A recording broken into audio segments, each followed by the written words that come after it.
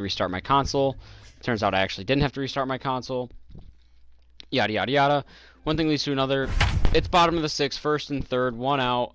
We're looking to sweep the World Series. I want to get this done so I can move on to my next team, which I believe is going to be the Giants, and I think I'm going to do it just because of all the new roster changes. I say, why not?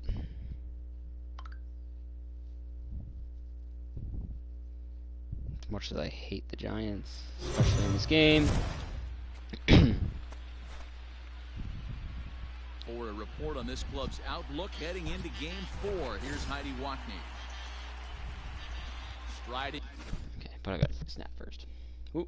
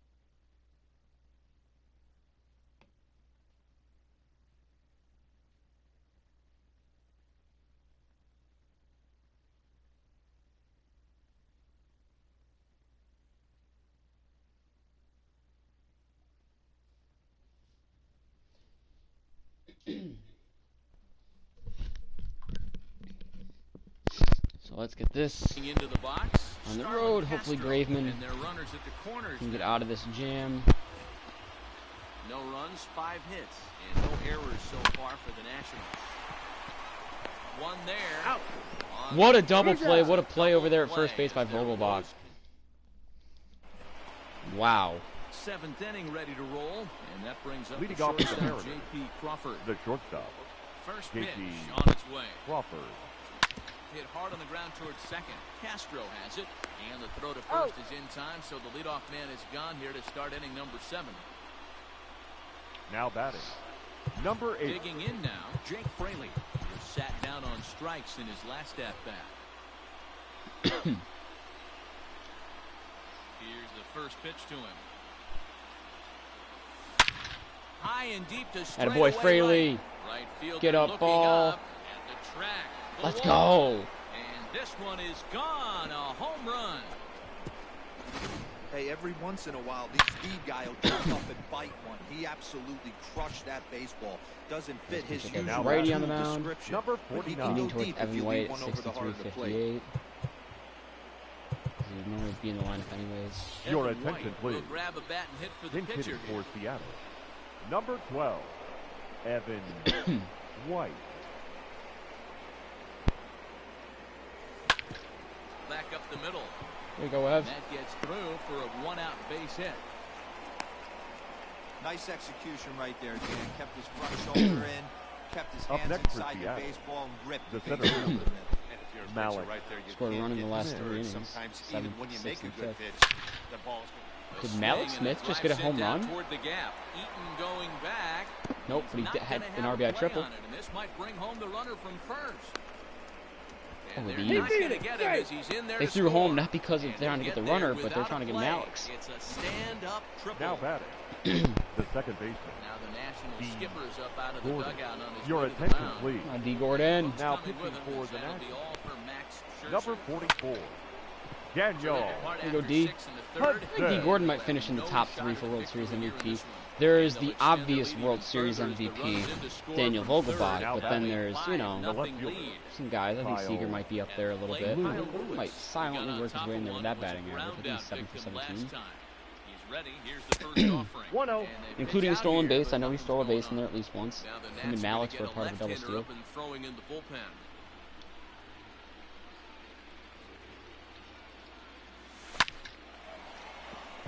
Liner in there for a base hit. And that runner will go no further than second as there are 2 aboard. Can I get one more The Vogelbaum? batter, the first baseman, Daniel Vogelbach. Please, one more Vogelbaum. Dan Vogelbach is next.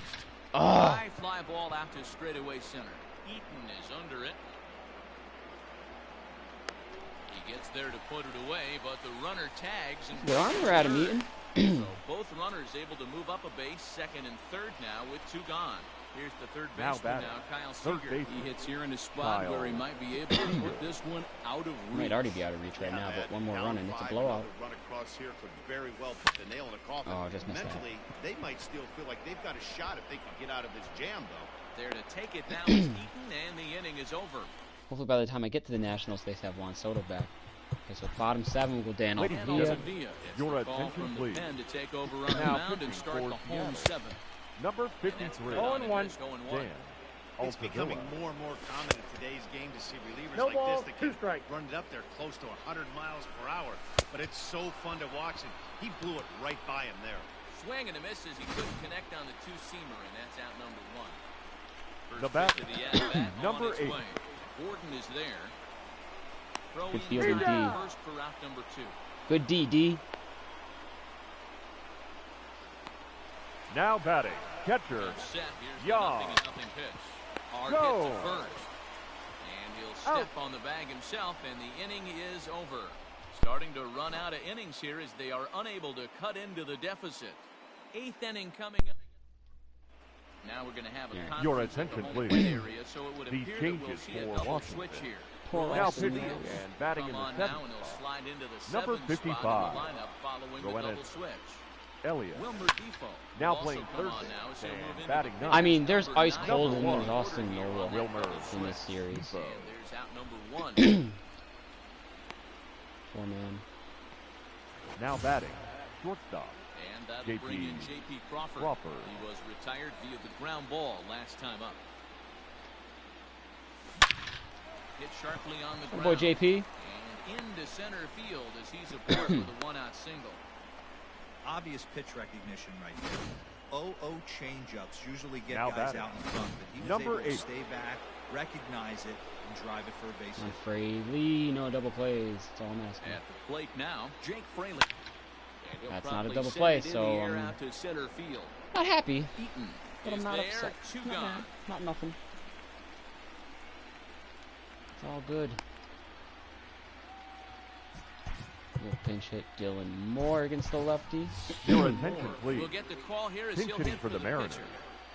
Number 25, Dylan Moore.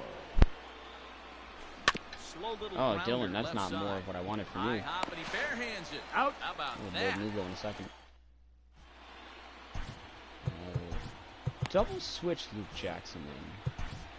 And put Dylan Moore at shortstop for JP. I believe Dylan Moore's a little bit of a better fielder. Can't look. But I'm gonna take my Ladies own and look gentlemen, at it. Jackson. Your Come attention, on now, please. and he'll slide into the Now 7th pitching spot for in the the lineup Mariners. following the double switch. Number 77, Dylan Moore Luke is the new shortstop as Jackson. he stays in the game after entering as a pinch hitter. Got him. Throw on to first, and one third baseman grounds out to the other, one One away. away. the center fielder, In number now is 2, Adam Eaton. He's got Adam. a hitting 3 at-bats to this point. Eaton. First delivery to him on the way. Line towards center field. That gets Holding the down, one. and he's got himself a base hit. Sometimes the first pitch is the best pitch you'll see all at bat. Now Definitely batting. coming out of his shoes. The first Aggressive baseman, style. First Howie. pitch, base hit up the middle. 0-1's the count. Kendrick. Is in with one away now as he swings and misses here at strike one. Seager has it to Gordon He's for out. one. Oh, got him on the tag, avoiding the error. What a play by Vogelbach. Getting it done on the defensive side as Your well. attention, please. From the pen Now to pitch start the ninth for inning as he'll try to keep the score I need right somebody to where get a it base. is I heading cannot go into 1, 2, the 3. I need ninth. Vogelbach to have an at-bat so I can have a good chance First with pitch to Vogelbach. him. This is pulled into Alex, right. that's not going to get it done. Thames You're gonna go down and is golf there. at it like that. One You gotta- quick out to start inning number 9. The batter, number 9. And I don't have faith in Kyle But Lewis, now, so it's got to be D. D. Gordon. It was an RBI Gordon. single for him in his last plate appearance.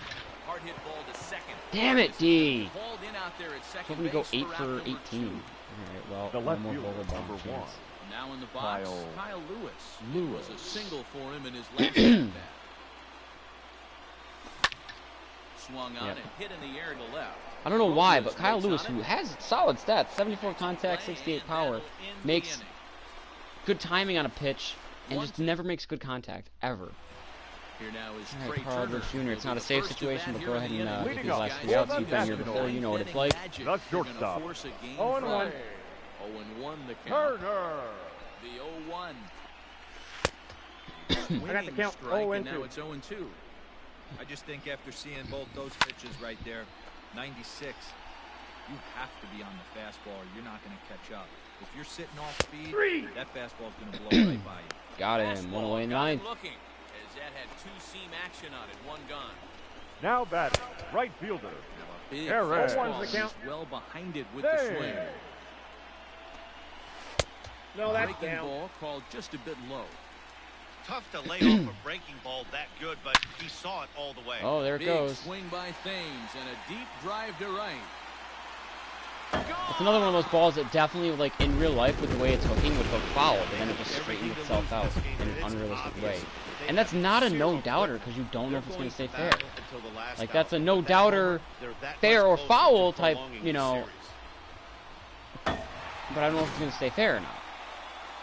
So that would be a time for you to, like, waving. The batter number 14. Well, that just ruined Edwards' ERA for the postseason. History versus this arm. He's Castro. 0 for 4. Count 0-2. Well, they've really had an answer for keeping him in check in this series. He's offered very little resistance with the bat in his hand so far. So he ran the fastball by him for the punch-out. Now Starlin batting. Castro The goes left down, fielder. and they've got only Victor. one out left to work with. Robles.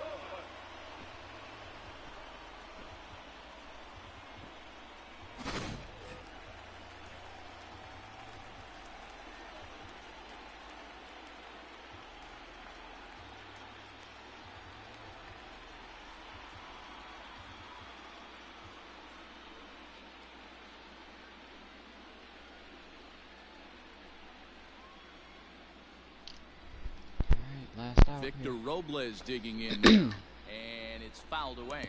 Time to He's pass working that on a crown 1 for from 3 Washington thus to far. Seattle. And this is swung on and missed. Oh, So and two. now they find themselves down to their final strike tonight. Last strike now for the Nats. Struck him out, and it's over. They are World Series champions. First time in franchise history, the Seattle Mariners are World Series champions.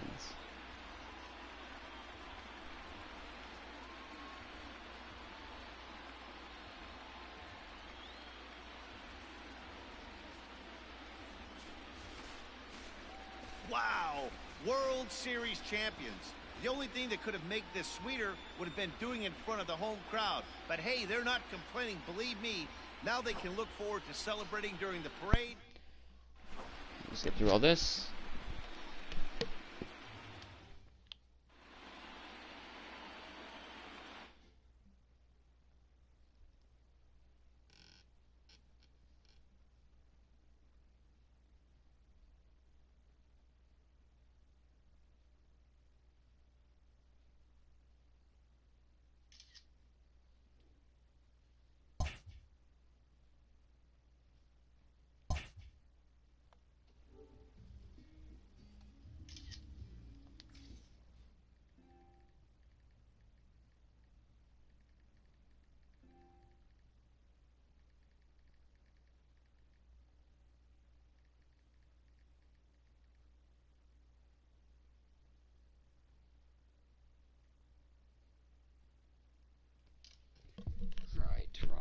Okay, finishing with a grade A+, unbelievable for the Mariners.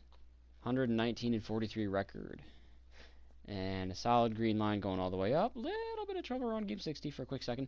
Then we started picking it right back up, and then a little bit of trouble right there at the end of the year, but it is what it is. Player boosts belong to Kendall Graveman, Logan Gilbert, Malik Smith, Jake Fraley, Evan White. So 5 player boosts. Graveman was a perfect game. Logan Gilbert was a call-up. Malik Smith was bobblehead, regular one. Jake Fraley was also a call-up. Evan White was a regular one. I believe I had the opportunity to get one with Seager as well, but I did not get it. I think that's it. Stats, starting with the playoffs. Am I in a party? No, okay, I wasn't. Starting with the pitchers in the postseason, Justin Dunn did not pitch, and unfortunately, neither did USC Kikuchi. Nestor Cortez Jr. pitched 2 innings across 2 appearances. He walked nobody, struck out 2 batters. He gave up 1 hit, which was giving up a run, and a home run, which gives him an ERA of 4.50 and a whip of .50. Taylor Williams pitched 1 2/3 innings across 2 appearances, no walks and a strikeout. He gave up a hit as well, no runs, ERA 0, whip .60. Dan Altvia pitched 4 innings across 3 appearances, no walks, 5 strikeouts. 1 hold, no hits or runs, ERA 0, whip 0. Luke Jackson pitched 2 2/3 innings across 3 appearances, no walks, 2 strikeouts. He got 1 hold, sorry. He gave up 2 hits, 1 run, including a home run, for an ERA of 3.38 and a whip of .75. Carl Edwards Jr. picked up 2 saves. He pitched 3 innings across 3 appearances. He walked nobody. He struck out 8. 1 batter that he recorded an out on was not a strikeout. That's it. In his 3 appearances, he gave up 1 hit, a home run to Eric Thames, ERA 3.0, whip .33. Matt McGill pitched 3 innings across 2 appearances. He went 1-0 and got a save. In those 3 innings, he got no walks. He gave up no walks. He got 4 strikeouts. And he didn't give up any hits or runs. ERA 0, whip 0. Brian Shaw picked up a win out of the bullpen. He pitched 3 1/3 innings across 3 appearances. No walks, 3 strikeouts. He gave up 6 hits, 2 runs, a home run for an ERA of 5.4 and a whip of 1.8. Taiwan Walker had 3 starts. In his 3 starts, he went 2-0. He pitched 20 1/3 innings. Didn't walk anyone, struck out 29. In his 3 starts, 2 of which were quality starts, he gave up 14 hits, 3 runs, a home run, an ERA of 1.33, and a whip of .69. Marco Gonzalez had 3 starts. In those 3 starts, he went 2-0.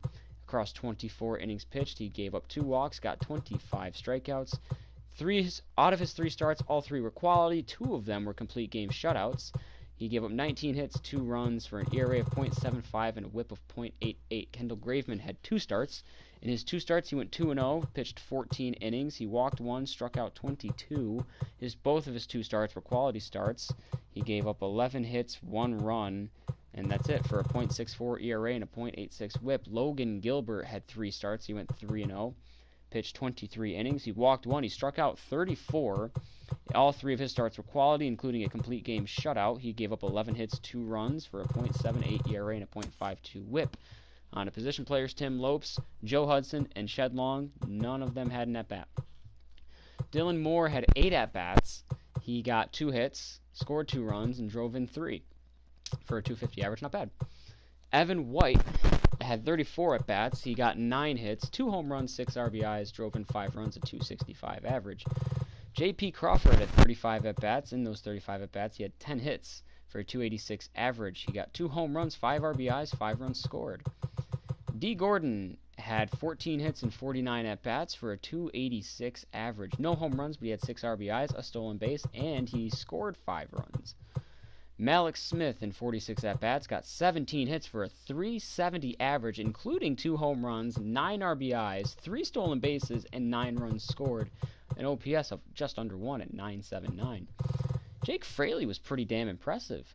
41 at-bats, he had 15 hits for a 366 average, 4 home runs, 8 RBIs, 3 stolen bases, 9 runs scored, OPS of 1.146. Austin Nola, I feel so bad for. He was just terrible, and he got colder and colder and colder. In 42 at-bats, he got 7 hits. That's an averaging 1 hit per 6 at-bats, a 167 average. No home runs. He had an RBI, and he stole a base, and he scored 4 runs, but his average was 167. His on-base percentage was 205. His slugging was 238. His OPS was 443. That's just terrible, really. Postseason MVP, Daniel Vogelbach, had 45 at-bats. In those 45 at-bats, he got 17 hits for a 378 average. A record-tying 8 home runs and then 17 RBIs, scored 12 runs to go along with it, an OPS of 1.394. Vogelbach definitely postseason and World Series MVP, because I know that he had, I think, 4 home runs in the World Series. Either way, I know he just went off. I know he had at least 4 World Series home runs. In a 4-game series, that's insane. He didn't have any home runs in the last game. I think he had any hits in the last game, but regardless. Kyle Seager, who I thought was going to be postseason MVP, and he might still win it. Dang it, I missed the games. It's fine, man. This wasn't really any games. This is just a wrap-up from last night. I had to kind of duck out in the middle of it, so I'm just going through my stats review. But, it is what it is. You know, we won the World Series, so feeling good about that. But there'll be more to come. Whoever, I don't know. I think the next team is the Giants. This is only my second run on beginner, so I've still got 28 more teams to go. Plenty of games, plenty of home runs and strikeouts because I'm playing on beginner. I was expecting Seager to be postseason MVP, and he might still get it because of how he played in the ALCS. Because sometimes that award is LCS MVP. In real life, it's always LCS MVP. There's no playoff MVP. In this game, sometimes it's playoff MVP. Sometimes it's just LCS MVP. So if it goes to just LCS, I'm going to go with Seager for that. Overall, though, 45 at-bats, 15 hits, 333 average, 5 round trippers, 9 RBIs, 8 runs scored. It's a pretty good postseason for Kyle Seager. OPS above 1. He was the team leader, that veteran presence that we needed, so that was awesome. Kyle Lewis was kind of just there. He was getting knocks, 47 at-bats, 16 hits. 340 average, not bad, but I was expecting a little bit more in the power department from him. 1 home run, 5 RBIs, 9 runs scored. Like, it wasn't bad, but it could have been better. I'm definitely satisfied with that. We'll take a look at the regular season numbers. Justin Dunn. I know Justin Dunn is a highly touted prospect in this Mariners organization. He was their first prospect card, I believe, when you're looking at the team affinity line. And it's gold. So he's 24 years old with A potential. And he made some strides this year, but everything's very low, and he's going to take some time to develop, I'm sure. He's only 61 overall now after these improvements. So I don't see him going higher than silver, but there is that chance that he gets into the low golds. But he did not have a good year for me. Oh, actually, he did. What the hell? I didn't pitch well with him. That's what it was. Me personally didn't pitch well with him, but the game did. He made 31 appearances, 3 starts. I wanted him in the rotation for a little bit, but he's actually classified as a reliever. But he did make 3 starts. He went 4-3, 95 2/3 innings pitched, 89 strikeouts, a 3.76 ERA, and a 1.38 WHIP. ERA is not bad. Could be better. WHIP is above league average. Not the worst though. A WAR of 0.3 on that low contract. Team control till 2025. He's happy though. Likes his role and his money. His overall should be 59, but the fact that he's happy gets it higher, so that's kind of what telling for. I don't think he's gonna get much higher. Kikuchi was pretty good, and I'm pissed that for whatever reason this game refused to put him in my rotation for the playoffs. He got his overall up to 75, so he's silver, but some of his stats are a little scary. His hits per 9 is low, and he got +5 there. His Ks per 9 is low, and he got +9 there. His home runs per 9 is very low, and he got +5 there. So on paper, his attributes do not look good, but he had a decent enough year for me. He kind of petered out towards the end of the year, it looks like, because his ERA was sub-4 all year long. Out of the rotation, he had 34 starts. He went 20-10. Good year, 2010. 222 1/3 innings pitched. He struck out 216. That's 100 more than last year. So that's pretty good. His ERA is down from last year, 4.09. Still not that impressive, but a 1.25 WHIP isn't bad. Like, that's all right. 21 quality starts, 5 complete games, 3 shutouts, a 3.8 WAR. Not bad. I don't know if he's worth that money. Maybe a little bit less, but he's not bad. But we've got him for another year under that contract, and then 2 more years of arbitrations before you can walk in 2024. How does that work? Because he's on his 2nd year, 3rd, 4th, 5th. Yeah, I don't know. But he's ecstatic, so his overall should be 70, but he loves his role and definitely loves his money. So, nice to see that he's ecstatic. Nestor Cortez Jr. He got his overall up to 70, B potential. I don't really have much to say about him. I don't remember him too much. A solid lefty out of the bullpen for me, at least. He had a really great year. Wow, 46 appearances. He went 2-1 with a save. 3 blown saves, 9 holds, 47 and 2/3 innings pitched. Struck out 45, but a 1.70 ERA and a .94 WHIP. These are like top-tier bullpen arm numbers for Nestor Cortez Jr. with a 1.1 WAR. Got him under lock and key until 2025 if I want. He's happy. Surprisingly enough, he's happy with his contract. He's happy with his role. Just doesn't like there's no other Cubans on the team. And that's about it. All right, cool. Taylor Williams. I did not like Taylor Williams' delivery. I didn't want him to be my closer. I know Carl Edwards Jr. isn't necessarily a closer, but I wanted him to be mine. So his overall went to 76, though. Small chance that he could potentially go gold. He was all right. You know, he didn't do bad, but I didn't like using him. I only liked using him if he was going to come in with runners on base. I had faith in his stuff, and I liked his stretch, but not his actual delivery. 39 appearances. He went 4-3 with a save and a blown save. 9 holds. 47 and 2/3 innings pitched. Struck out 60. A 2.64 ERA is pretty good, and a .9 WHIP is very good. For a WAR of .9, I'm happy with his performance. Got him under arbitration for a few more years. He's ecstatic. Loves his role. He's happy with his role and his money. Again, I'm kind of surprised, but we'll take it. Dan Altavilla. I'm actually kind of disappointed in Dan Altavilla because in my initial run with the Mariners back at the start of the year when I played everyone on an actual game mode, on an actual difficulty instead of beginner, Altavilla really shined for me. Can't say the same here. Just didn't really, at least in the ERA department.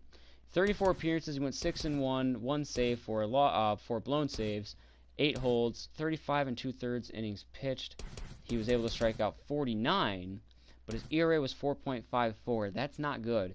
His WHIP of 1.09 is, but he gave up 29 hits, 10 of those were home runs, and 18 earned runs altogether. So his WHIP was fine, but his ERA was not. His WAR is negative 0.0. Figured that one out. So my guess is his WAR was like negative .00 something. Regardless, yeah, he's worth the money because he can't really make much less than that. And he's satisfied. He likes his role, but he hates his contract. And I'm telling you right now, at least, I don't think $1 million maybe he can make. But that's about it. Luke Jackson. I actually made a trade. Those are going to be a little bit more few and far between with these runs. It's going to be focused more on call-ups and just working with what I've got. Since I'm a beginner, I'm going to win anyways. But Luke Jackson was a trade I made. I don't remember what his numbers were when I traded for him. I think his ERA was above 4. So it was one of those exceptions. Like it wasn't like a crazy insane trade. Like at one point I had an offer for JD Martinez and I was going to take it because it's why the fuck would I not? But, you know, this is not a crazy trade. Like this is something that I suppose could happen in real life. He got his overall up to 81, so Luke Jackson went gold. And he ended up having a good year. His ERA, I believe, was above 4 when I traded for him, and it was taking a while to get that down. Between here and Atlanta, he had 45 appearances, no wins, a loss, 8 saves, 2 blown saves, 20 holds, 53 innings pitched, struck out 62, a 2.55 ERA, and a .98 WHIP. Pretty solid numbers, a .9 WAR. I'd say he's worth the trade I made. He's worth that money on the contract. We've got him for another year of arbitration as well, so he's happy, likes his role, doesn't care for his contract, but he's not mad about it. So I'm happy with him. Carl Edwards Jr., I made him my closer because he seemed to have other than his walks and control, which doesn't really matter on beginner, other than that, his attributes are pretty good. So he's 78 overall. I think he can tap back into the gold category at some point. I'm pretty sure he was gold at one point. But yeah, I made him my closer, and he had 51 appearances, 2 wins, 4 losses, 40 saves for Carl Edwards Jr., 7 blown saves, 2 holds, 47 innings pitched, struck out 65. 3.26 ERA, that's not bad, but that's not really what you want out of your closer. You want it to be a little lower than that. 1.13 whip is all right. Could be a little bit better, but also, by all means, not bad. Good for a WAR of .7. And, wow, I didn't realize that he's still on arbitration, and he hasn't made $1 million yet either. So he's satisfied. He hates his contract. I don't blame him. I think he should be over $1 million by now. I think he'll definitely get it in this offseason. Ow, I got a mole that I think is going to come off soon. That's concerning. Yeah, so we got him for 2 more years, too. But he was easily worth the money he made production-wise, so that's good. Matt McGill was a little bit of a surprise. His overall went down. His potential went down as well, but I'm pretty sure he had a good year. Oh, no, he didn't. No, he didn't. I thought he had a good year, but I guess I was wrong. 46 appearances. He went 6-2. No saves or blowns, but 6 holds. 53 1/3 innings pitched. He struck out 53. 4.56 ERA is not that. Is not good. It's not good. 1.46 WHIP also just not good. Good for WAR of .5. So it is what it is with him. Again, you can't make much less than that. Didn't he come from Arizona? Did he play in Arizona? He's been with the Dodgers, the Reds, the Twins, the Mariners. I feel like he was with the Diamondbacks, the Diamondbacks in 2019 at one point or another. It is what it is with him. He's ecstatic, likes his money and his role, and he loves the team and individual performance. So good for him, I guess. Brian Shaw was the surprise. That's what it was. With deep potential at 32 years old, this man got his overall back up to 72, and he had a good year for me. 28, and I like using him. 28 appearances, he went 6-3 with a hold. 30 2/3 innings pitched. He only gave up 1 home run. Struck out 25, a 2.64 ERA and a 1.34 WHIP. WHIP is just above league average, but that's fine. The ERA is sub 3, so that's definitely makes me happy. And good for a WAR of .7. And I would say he was worth that $7 million, almost $8 this year, and he at that rate earned himself a nice little $1 million pay raise to get over to $9 million. And he's ecstatic, loves his contract, he likes his role, and he loves the team performance. Taijuan Walker. I used to love Taijuan Walker. I'm still hoping for the best for him, but it's clearly seeming like it's because he used to have great potential, and not so much anymore. But he's not doing bad. He's 80 overall, so he just snuck into the gold category. At 27 years old with B potential, I think he's got a chance to maybe, big maybe, hit 85 and go diamond for a small period of time. But I wouldn't be surprised if he petered out right at the 84 level. But he had a solid year for me. Again, kind of just faltered out towards the end of the year. But for the most part, he was great. 33 starts. He went 19-1. So he only took 1 loss all year long. 19 wins. 231 1/3 innings pitched is a career high. And he struck out 188. Good for a 3.46 ERA, a 1.23 WHIP. Those are fine numbers. Not complaining. 22 quality starts, 7 complete games, 3 shutouts. Good for a WAR of 4.3. He's worth that money, although it is the last year on his deal. He's ecstatic, though. He likes his role, and that's it. Oh, and the team performance. So that played a big factor for him. Marco Gonzalez was pretty good from start to finish. Got his overall up to 82. So he's gold. And again, another guy who has that chance of maybe hitting diamond 85 for a little bit. But don't be surprised if he tops out at 84. But he was great for me. For the most part, again, he kind of struggled towards the end of the year. 33 starts, he went 21-3, 235 innings pitched. He struck out 243. An ERA of 3.68. A WHIP of 1.26. Not bad. 21 quality starts, 5 complete games, 3 shutouts. Good for a WAR of 4.9. And I'd say that's a pretty solid contract. He's definitely worth that money this year. He definitely earned that money for next year. And I'd say at this rate, he's definitely going to be worth it in 2022, 23, and 24. He's ecstatic. He likes his contract, likes his role, likes the team performance. So all is good in the world of Marco Gonzalez. Kendall Graveman, who I believe was not a call-up. He was on the team from the start of the season. I believe it was Logan Gilbert that got called up. I could be wrong. But regardless, Graveman, C potential, 74 overall he got up there at the age of 29.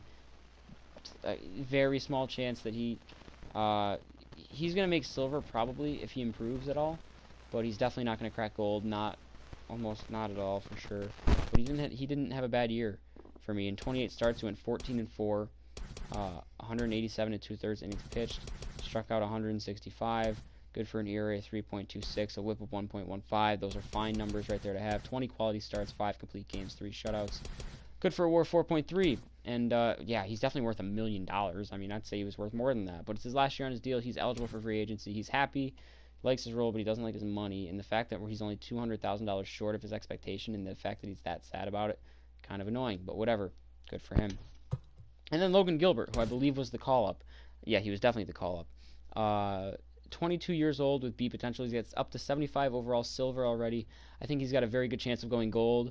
He's going to crack 80 for sure, and an outside chance of maybe getting up to 85 since he's only 22.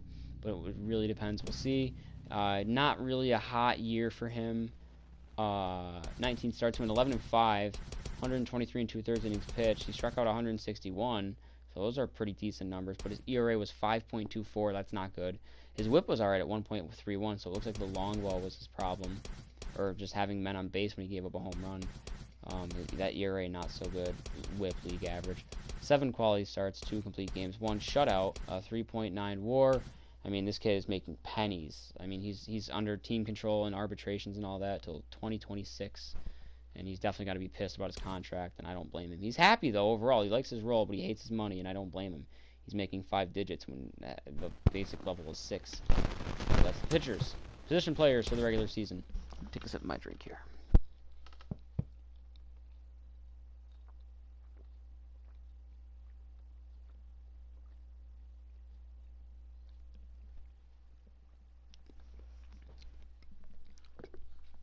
All right, Tim Lopes. A lot of guys who are in there, like in that 23 to 25 or 26 range for age, but they're in like the low 70s with A or B potential.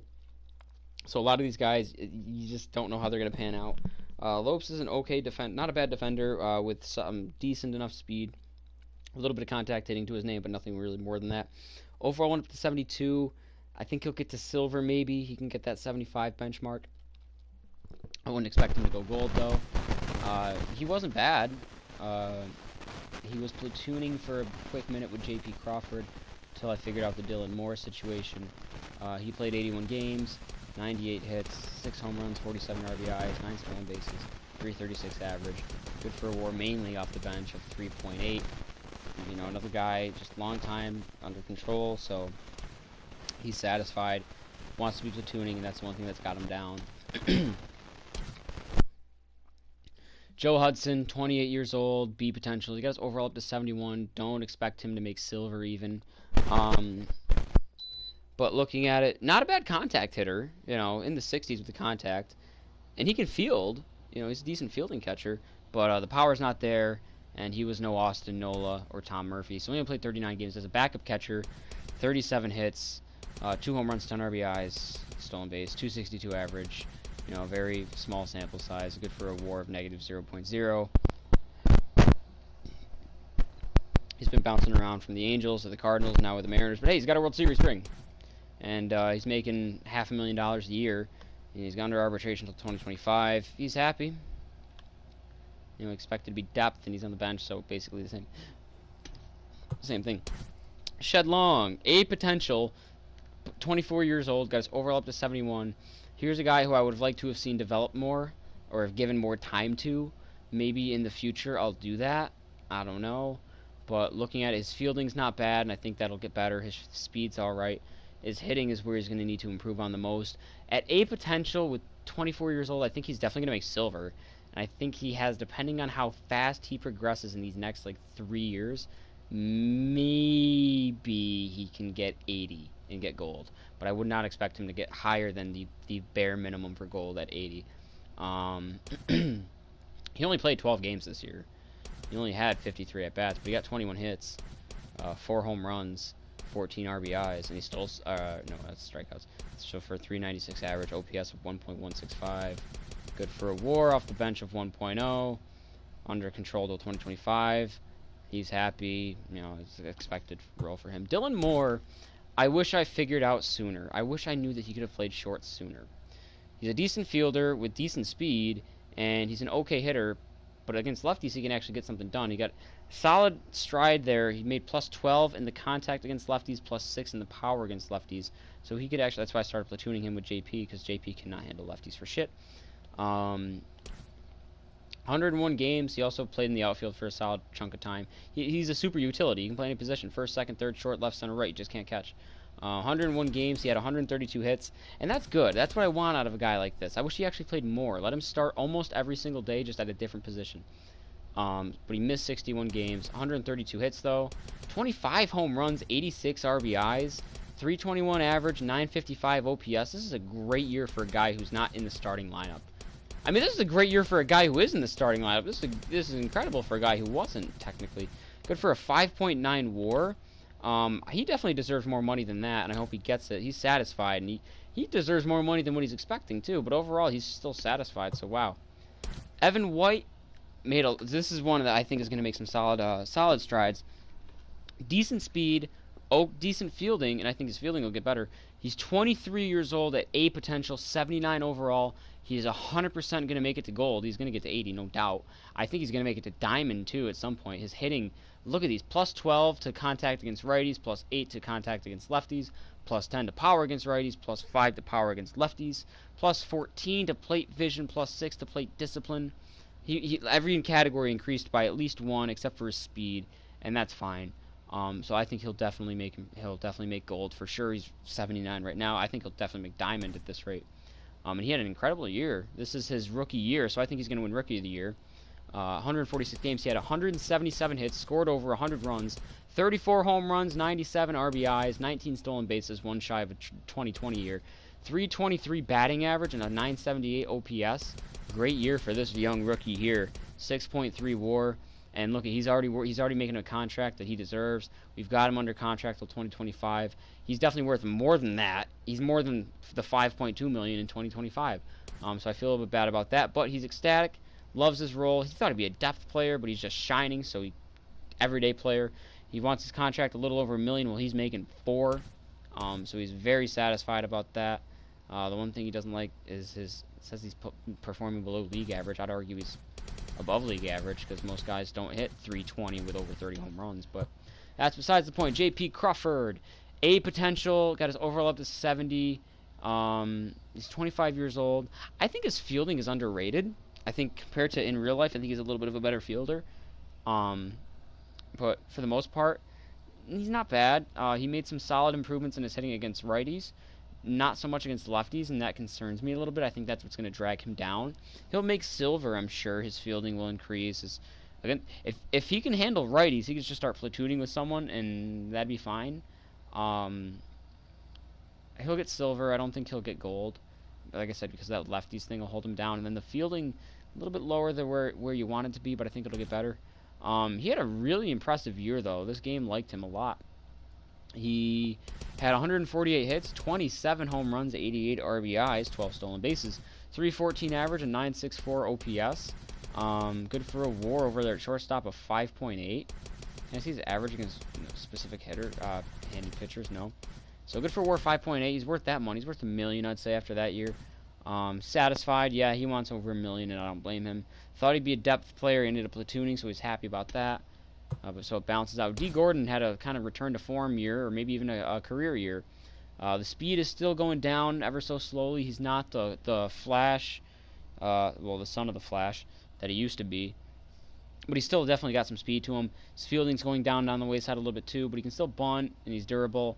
And he's still got the contact, and his contact actually improved. D. Gordon in the gold category again. I don't think he'll ever make diamond, but he's in the gold field again. And he had a great, yeah, definitely a career year for D. Gordon. He had 191 hits, 15 home runs. He's never cracked double digit in his career. 93 RBIs, 46 stolen bases. Good for a 336 average. OPS just above 900. Good for a WAR at second base of 5.8. Come on and take a look at D. Gordon's career. Now that he's finally got a ring. Been in LA and Miami for a while. He's been around for 9 years. He's getting up there, you know. He more than doubled his home run total career-wise this year. Before this year, I'm sorry, I'll just do it the other way around. Before this year, I had 18 home runs. He had 15 this year. So, but his stolen bases for the career is now he's just doing good. He's doing good. He's not going to make the Hall of Fame. Not even going to make the Hall of Very Good, but He's definitely a solid piece. He's worth that money, if you ask me, for sure. Last year on his deal, he's ecstatic. Thought he'd be platooning, but he's playing every day. And he likes his money. So, yeah, we're doing good with D. Gordon. Malik Smith, A potential, went up to 78 overall. He's 26 years old. He'll go gold at this rate. He'll definitely crack 80. I don't know if he'll crack 85 and go diamond. He's got the speed. The fielding isn't there. I thought the fielding was there. I was wrong. The contact is there. And the power, he got +9 in both power departments. So the hitting is starting to come along a little bit. It's just low power to start. He really shined for me. I don't know if it was last year in March to October or in my earlier this year run. But either way, great kid, really, for the most part. Out there in mostly center field. A career year for him, obviously, as well, too. He had I am Buddha Catch some ZS. Have a good day. Oh, I didn't even realize you were still here, my man. Thanks for hanging out this whole time. Listen to me ramble about my numbers. Have a good one. 209 hits for Malik Smith. 38 doubles, 18 triples, 23 home runs, 107 RBIs. This is a really impressive year. 38 stolen bases, so he did have a 2020. 348 average, a 1.022 OPS. Wow. OPS above 1. Good for a WAR of 10. Malik Smith putting up MVP numbers, at least in the WAR department. Wow, Malik Smith, have yourself a season. Worth that money for sure. He's worth a hell of a lot more than that. He's happy. He's figured he'd be platooning. He's a star. He wants more money, though, and I don't blame him. Jake Fraley was very interesting. I didn't realize this kid existed. 24 years old with A potential. He's already 79 overall after the call-up. So he's silver. He's 100% going to go gold at 80, and I think he has a very good chance of going diamond, at least to like 87 probably overall, with his potential at his age. The fielding's already there, and the speed is definitely there. And the hitting's starting to come along. The contact is there, and it's improving. The power just needs to improve a little bit more. But if he's a contact hitter, so be it. I don't remember when it was I called him up. I want to say, well, if he played 103 games, it was probably June-ish. Ow, I just bit my inside of my mouth. 113 hits. He had 16 home runs, 72 RBIs. Only 7 stolen bases for a guy with his speed. It's kind of low. 299 average. OPS not bad. Good for a WAR mainly in right field of 4.4. He was all right. He's already got a $1 million contract. And then he's not even hitting arbitration until 2022. And then he's not hitting free agency until 2025. He's happy, and that's all that matters. He thought he'd be platooning. He's playing every day. Again, the fact that we're just 200,000 shy of what he's expecting for his contract, but yet he's that sad about it is kind of annoying, but whatever. Cool. He's happy, though, and he did good. Austin Nola, despite his struggles in the postseason, I thought had a good year. Decent fielding catcher, decent hitting catcher, and he's overall up to 79. I don't know if he'll be able to crack gold at 80 because he's already 30 years old, but maybe. Yeah, he definitely had a great year, actually. 150 hits even, 32 home runs, 112 RBIs. As a catcher, you don't see these numbers out of catchers too much. You're starting to a little bit more as the league evolves, but it's still, for the most part, kind of uncommon. 311 average, 980 OPS, good for a WAR behind the dish of 7.0. He's definitely worth $1 million contract for sure. He's happy, though. And he thought he would be platooning. He's playing every day, and he's not expecting that much more money, but yet he doesn't care. He says he's playing below league average, though. I know right now in like the postseason he was, but again, a plus 300 average with 30 home runs, I'd say is not league average.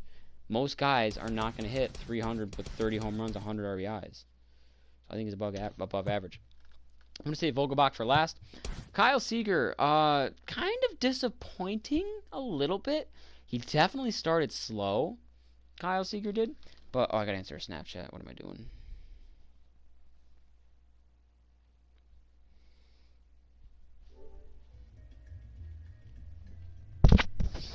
I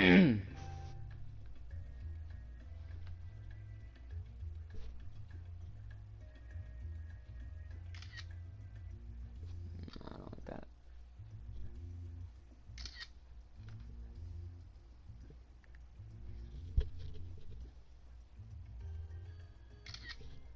Fuck my eyes, dude. What is up?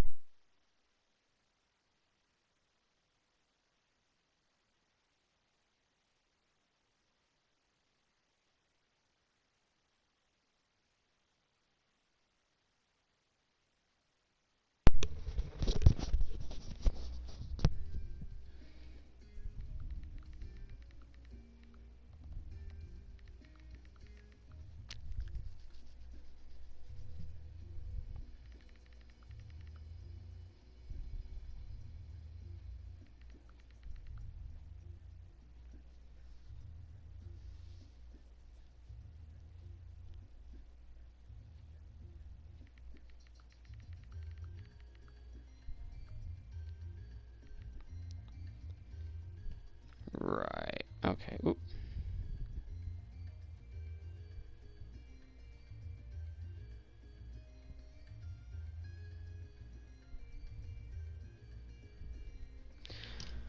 Okay.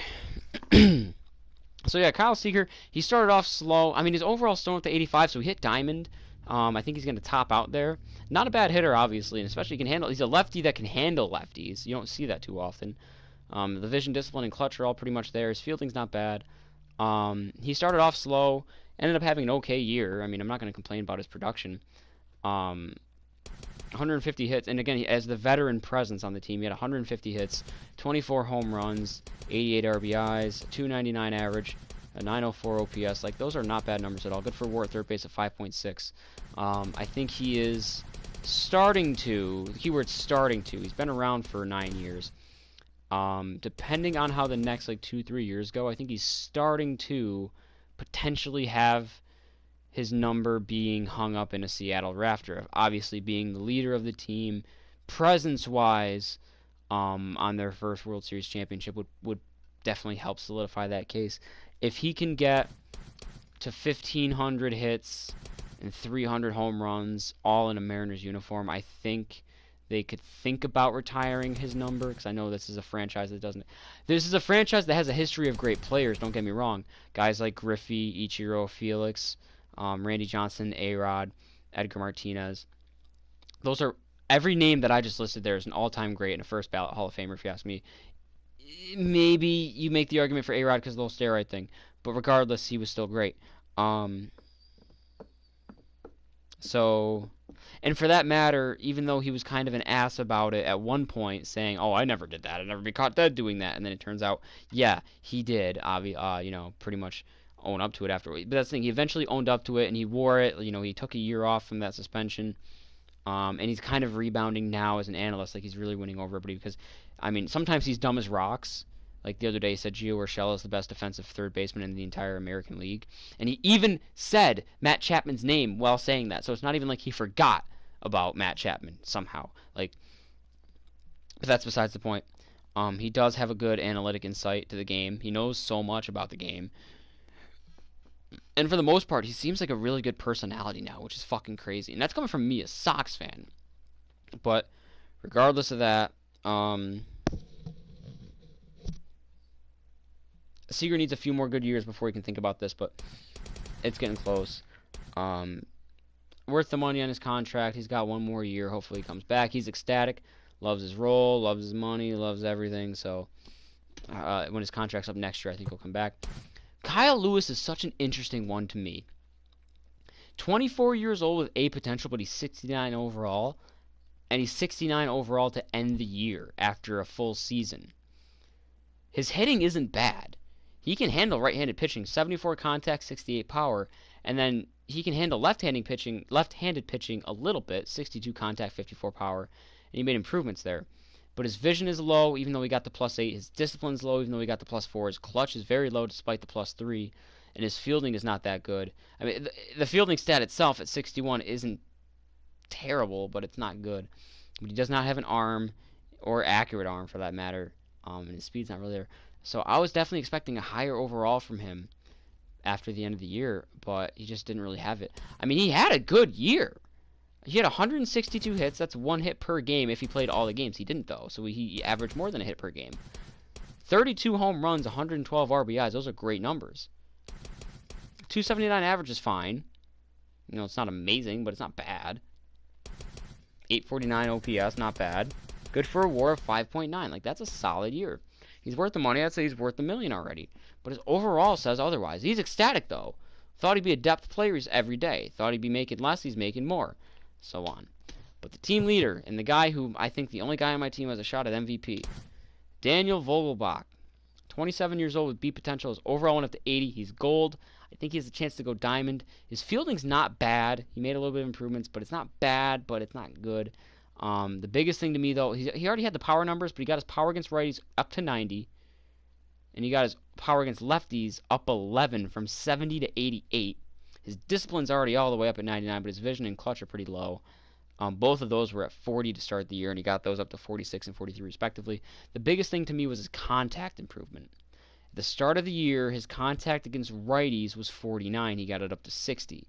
At the start of the year, his contact against lefties was 28. He got that up to 40. So he can definitely take it deep no matter who's pitching, right-handed or left-handed. But if you're a right-handed pitcher, you got to worry even more because he's just going to be able to put the bat on the ball easier. If it weren't for the fact that he was a DH, I think maybe his fielding would have improved more. I don't know. But if it also weren't for the fact that he's DHing, I think he's going to win the MVP. Because this is an MVP season for sure. The fact that he's a DH might take away from that, I don't know. But 189 hits, 52 home runs, 149 RBIs, a 313 average along the way, and an OPS above 1 at 1.047. Good for a WAR at mainly DH, occasionally first base, of 7.7. Worth the money in that contract. He's worth a hell of a lot more than that, and he's going to get it in 2024 if he doesn't already. He's satisfied. That's the other thing. He thought he'd be platooning. He's a star, but he doesn't like his money. If he made $1 million this year or more than that, and that were blue, his overall would probably be closer to diamond, if not already diamond. And because of that, I think he will go diamond eventually. I think he's absolutely World Series MVP, most likely postseason MVP. He's going to finish hopefully top 3 for regular season MVP. And I probably won't get any other awards besides that in the regular season, but let's take a gander at the awards. Daniel Vogelbach, World Series MVP. In 4-game series, he had .467 batting average, 5 home runs, 10 RBIs. That's got to be some sort of record. He also takes the postseason MVP award. Although, if it were just LCS MVP, I think that goes to Kyle Seager.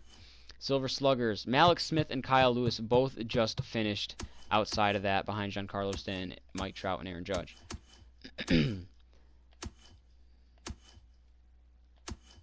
Evan White finished second place for Silver Slugger at first base.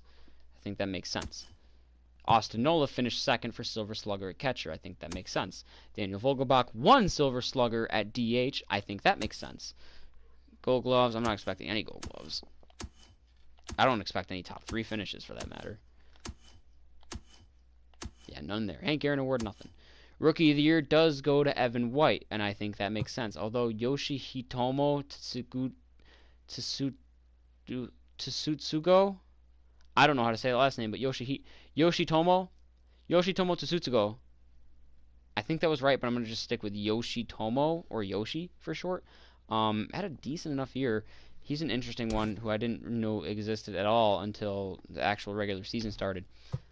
Same with Nate Pearson. So this is interesting to see these guys are starting on the main roster. But good for Evan White. I'm surprised Luis Robert didn't finish in the top 3. Normally he wins the thing. Reliever of the year, Roberto Ozuna's a scumbag. Batting title, Malik Smith and D. Gordon finished second and third respectively. Malik's missed it by just a point. Wow, Xander Bogaerts putting up MVP numbers. 40 home runs, 140 RBIs, and a 340 average. Xander Bogaerts might win MVP. Put up a WAR 9.9 at shortstop. Cy Young, Marco Gonzalez finished second for Cy Young. And considering the candidates, at least, I don't know if there was anyone better in the AL stats-wise, but considering the candidates, Shane Bieber won it, and I think that's deservedly so. Just because Gonzalez had two more wins than him doesn't matter. His ERA was a lot higher than Bieber's, and Bieber struck out more people. Finishing above Garrett Cole, I guess kind of makes sense too, because he did win 5 more games. 5 is a little bit of a big difference. His ERA was lower, not by too much, but it was lower. MVP, Daniel Vogelbach wins MVP. I'm a little surprised, but I'm pleasantly surprised. I think it makes sense, at least among these candidates, because these are all DHs. Well, Stanton's not technically a DH, but that's not an actual position to have. So it's weird that JD and Vogelbach get it, but Stanton doesn't. Not that Stanton's a bad fielder anyways, but I think that if you take out the DH part, and if you think that DH is watered down everything a little bit, then I think that maybe Stanton does win it. I don't know how his fielding was. I know his fielding overall is good. And his WAR was 7.0. I think Bogaerts actually would have gotten it, though. But I'm happy with that. Vogelbach won MVP. Nice. So that's it for the Mariners. Next team up, which I'm going to be... Oh, no, it's the Tigers. Did they change the order on this again?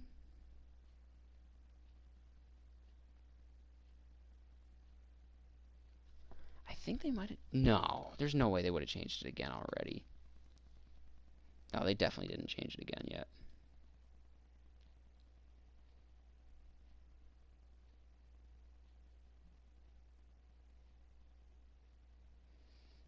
Okay. So up next will be the Tigers. Tigers are going to be an interesting one. I'm definitely looking forward to seeing what I can do with Miguel Cabrera on beginner, even though he's old. We'll see how that goes. And then any packs that I may have gotten the start of the Mariners run to the end of the Mariners run. We got 3 affinity packs.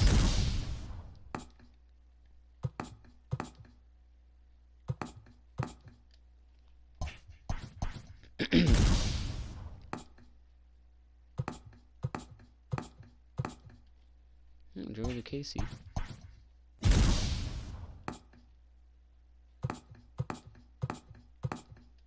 John Lester.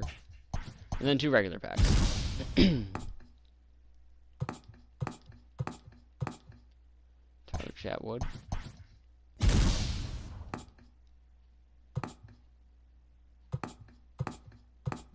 Ooh, we got a gold. Will Smith. Nice. Cool. Alright, that's going to do it for now. I might start the Tigers tonight because it is only 11:30, but I'm definitely going to go play some Apex.